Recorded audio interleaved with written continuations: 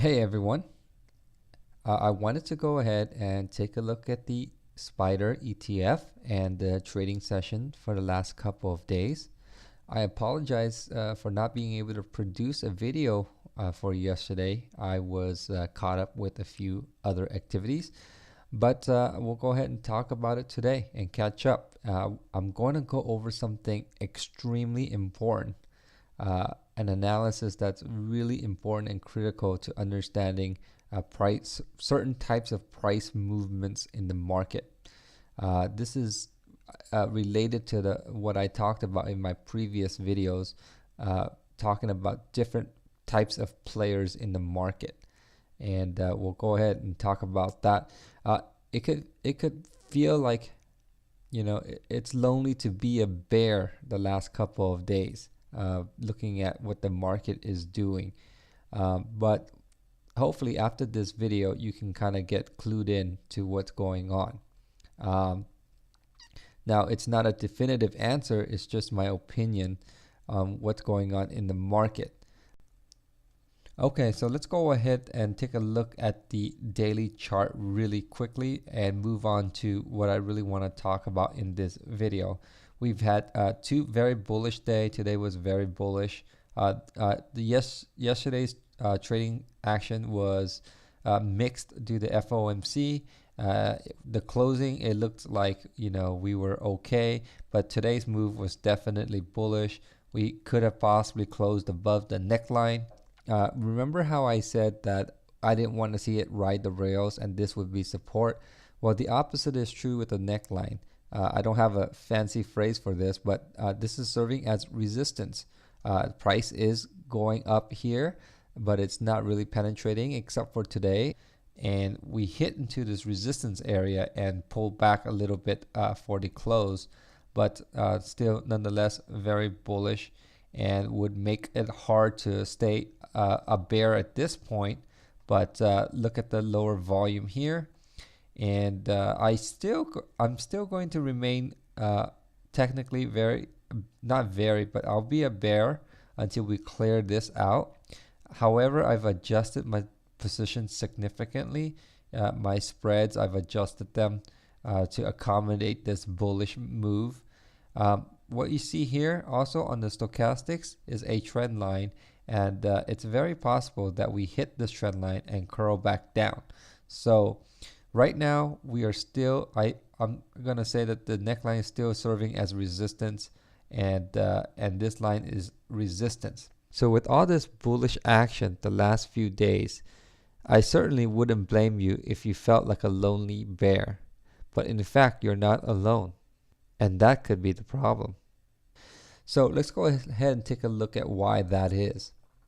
So this here is the options expiration chart for April 10th. Before we get into this chart in detail, I'm going to go ahead and give you some basic information about options. When you buy stocks, you are going to own the stock certificates of a corporation. Once you buy it, those certificates are yours. There's nobody else on the other end that has any claim to the stock. It's the same as when you buy a home. When you buy the home, the previous homeowner will give you the key and move out. They have no claim or right to the home. That's not the case with options. When you buy a long call or a long put, there is going to be somebody on the opposite end of that transaction, and that person is going to be short the same exact contract you're holding. So it's a battle between you or the other person who's going to make a profit. Now, typically, when you buy a long call or a long put, the person on the other end of that is called the market maker, and they will sell you the contract. You pay them the price of the option, and they collect that as credit into their account. Now, the market maker will hold lots of option contracts, and they will try to expire those contracts when expiration comes and make them worthless. they're going to try to make you lose so that they win. What we're looking at here is the April 10th options expiration. On the left-hand axis, we have what is called open interest, or the volume of open interest. That's how many contracts are open for that particular expiration. On the bottom here, I have the strikes, the different strikes that you can purchase an option or a put. This line here is the puts. So these are how many puts at each different strike level. On this line is the calls, and this is how many calls at each different strike levels. So you can see where on the put side for this particular week, we had a huge amount of puts. That means there are a lot of fellow bears in the market. You are not alone. In fact, when there are too many bears in the market and they're all buying puts, this actually causes the reverse of what is intended, because the person holding the opposite end of these puts is the market maker, and their job is to make you lose. So what happened here is when we hit in the 205 area, which is right here, which was the low for this week, we can see the market maker starting to push the price up higher. So that all of these puts here, we have 60, 120, 180, and 250,000 put contracts. They're going to try and expire worthless. The number of calls in this area is much smaller in comparison to the number of puts. Thus, price movement will tend to go up here. Now, if you've heard of the put-call ratio mentioned in the markets, now you'll kind of see visually that when there are too many puts, because the puts is on the top of the ratio, to the calls, which is on the bottom of the ratio, when that put-call ratio is high, you'll hear that the market will bottom out or bounce. And that's the reason. It's because with the high level of puts, the market would tend to get away from those puts and expire them worthless. Now, if you look on the call side, the highest call for this option expiration is 210, and the next peak is at 209. Now, if you notice today's closing price, you will see that we closed at 208.90, 10 cents below this peak. So it's not a random movement in price, and it's not necessarily bulls buying the market up. Notice how we're going up on relatively low volume. There's no conviction on the bull side. And because there's no conviction on the bear side in terms of huge institutions unloading at this particular point, we have market makers doing their thing and pushing prices higher. Now, notice the key thing that I said, which is conviction. Under normal market circumstances, which apparently we are in right now, there is not much conviction in the market. So the market maker in calm markets can do what they want. They have the resources to push price around.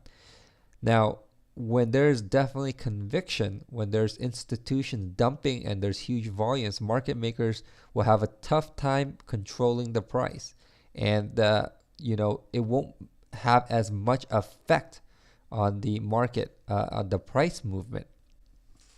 So this may explain, in my opinion, why we are heading towards 209 for this particular week. So let's go ahead and take a look at the April 17th expiration and see if we can extract any information from the option positioning. If you take a look at the April 17th graph, you can see here there are a significantly larger amount of open interest at each strike level. For example, here we have 185,000 contracts, and here we have 202,000 contracts. Interesting to see here, the midpoint is 210. We have a high amount of calls here and fewer puts. So I suspect that we would close slightly below 210 next week, either at 209 or possibly 208. So we would have the maximum pain at 209, where all these puts would expire worthless and all these calls would expire worthless. So we can expect maybe a slight pullback next week based on option positioning. Let's go ahead and take a look at the following week. The April 24th chart looks very interesting. This peak here is at 205, and this big peak here is 203 on the put side. On the call side, it's 212. And in between, we have a pretty evenly matched amount of puts and calls. There are more puts than there are calls. But I could imagine that we go ahead and make a move back into the 205 region based on this chart. At 205, we could expire all these puts and then expire all these calls. Now, it all depends how things eventually fold out. This particular chart is going to be 2 weeks old by the time the expiration week comes, and people would have positioned themselves differently. So this chart may change over time, and so we would have to take a look at it on the week of expiration and get an updated view on the positioning of the options. But here looks promising that we could head back to 205 in a couple of weeks based on this chart. I want to emphasize some key points about open interest analysis. I use the term market maker in general fashion to describe the people who write options, the players who write options. There can be many different players, the real market makers themselves, institutions, retail traders. Even Warren Buffett has been known to sell $5 million worth of Coca-Cola put options, hoping to get it at the price he wants and collect premium while he's waiting for the price to get there. So it's really difficult when you look at the open interest numbers to know which side of the contract the real true market maker is and which ones are held by other players. So for example, hypothetically, if these were all written up by Warren Buffett, the market maker would try to push price in this direction because it would force the writer to lose money because the market maker is playing the long hand at this point. So by pushing prices into the put area, their long position would be profitable. So without knowing exactly who's writing what and who's long what, we don't know the exact movement of the price. However, once we see the price movement, we can go ahead and take a look at the chart and see and confirm what we see. But the basic assumption that most people go long options and market maker holds short options is a fair assumption. So let's go ahead and relate it back to our charts. If we take a look at the chart here, I've went ahead and extended the neckline to April 17th, and I also extended our 210.50 resistance line from the right shoulder. Now, as we discussed from the open interest chart, but we could possibly, based on the current positioning, close in the 209 area, which is below our right shoulder. Yeah, possibly even 210. Again, 210 is still below our 210.50 resistance area right here. So even if we move higher, we could still use the neckline as a resistance line and it would still be in effect. And if what I am guessing is going to happen is true, by April 24th, we can go ahead and break down into the 205 area. Now, if you're short currently, you don't want to go ahead and take a risk and keep shorting while the market is moving up.